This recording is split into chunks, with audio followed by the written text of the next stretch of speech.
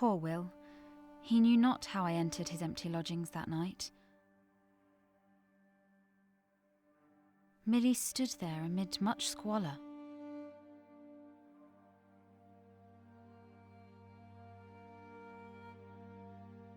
Eyes transfixed upon my silken gown, fur-trimmed hood concealing my face, bejewelled crucifix betwixt my softly heaving bosom.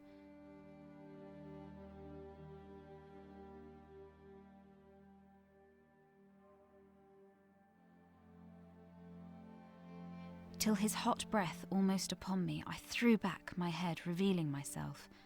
Emilia Bassano, old Lord Hunstan's mistress, Marlowe's muse, the man he would be. A woman learned in both Latin and Greek, a woman with ambitions this age of privileged nobleman failed to fulfill, much as with him.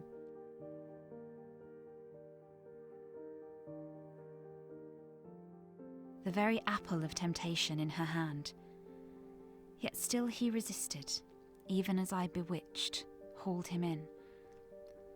"Come live with me, and be mio amore," I wantonly misquoted his hero, "and I will direct your hand across the page so that you may as Marlowe be.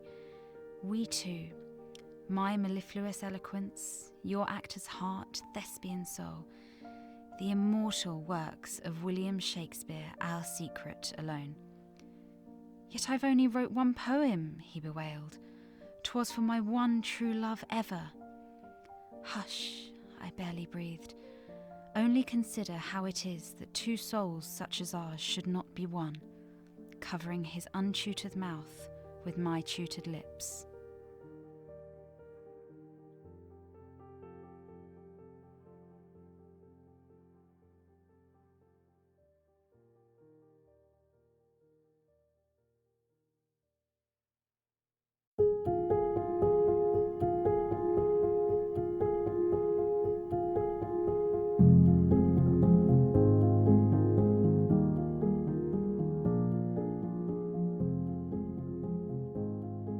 Afterwards, a shadowy figure in my doorway, drunk on cheap wine, even cheaper sentiment.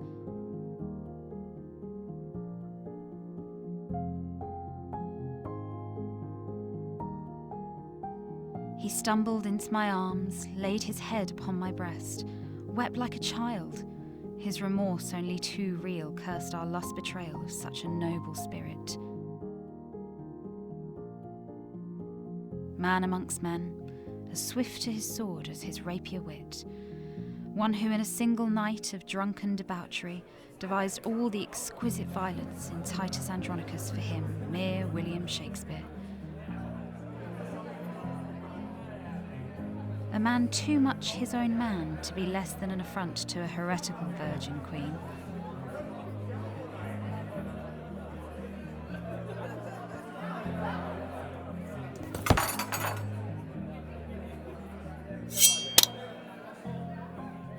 His death a dagger through his right eye into his brain. Live by the sword, die by the sword. My only words smoothing down the hair at the nape of his neck. Yet had he truly never noticed a darkness there in the dangerous company he kept, his many heartless philosophies, a rapier wit too often merely scoffing, a sword in truth rarely drawn? The one time he did fight to the death, his life being saved by a friend. Oh yes, ingenious Kit Marlowe. Famed, fated, the muse's darling, whose laurels he would wear, whose laurels he might well now wear, his rival dead. Kind Kit, truly one of a kind, who believed what his audiences crave most was blood-curdling violence, who conceived his more gory plots while doing my embroidery by my fireside, who being a member of Raleigh's School of Night swore he was an atheist yet remained a good Catholic boy at heart, who once declared Christ was a bastard, his mother dishonest, and all Protestants hypocritical asses, who on going up to Cambridge soon fell into the hands of Elizabeth's spymaster, caught up in a great web. Yes, his a fine madness. His wont being to proclaim me his little Jewess, to the embarrassment of those affecting such earnest innocence in the matter. who in tumbling the mistress of the Queen's half-brother felt himself sodomizing very Gloriana herself and all her privy council, who claimed, "It lies not in our power to love or hate, for will is overruled by fate." He for whom all the poets penned such stirring epitaphs upon his murder, while secretly breathing a collective sigh of relief after Thomas Kidd, on being interrogated about their mutual friend, was shown the rack. Oh yes, brave Kit Marlowe, the cobbler's son, the only man I ever loved, who did stand fast for all he believed in the end, remained faithful to his one true faith, that was not womankind, that was not me.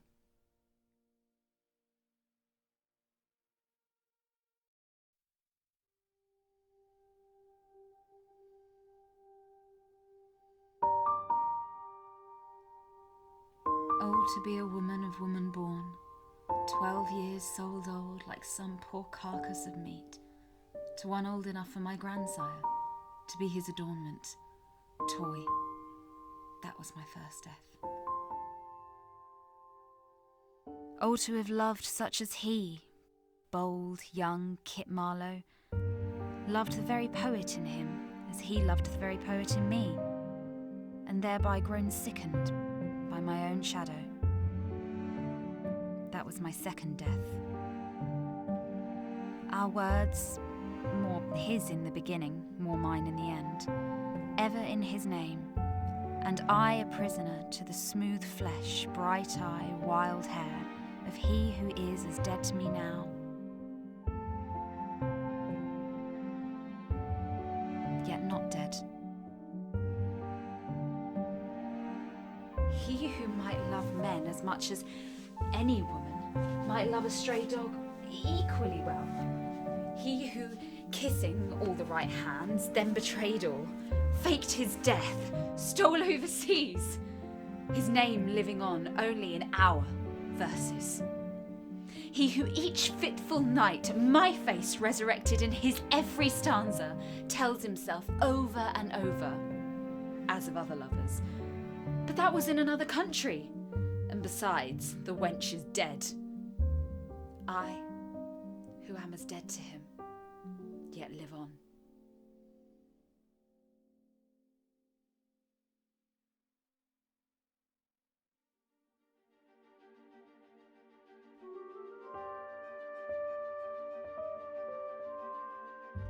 Come live with me and be my love, and we will all the pleasures prove. My one true love, sweet Kit Marlowe once swore to me. His words so breathlessly pure, wondrously idealistic, I might even have believed them for the briefest while. He who proved faithful only in his faithlessness.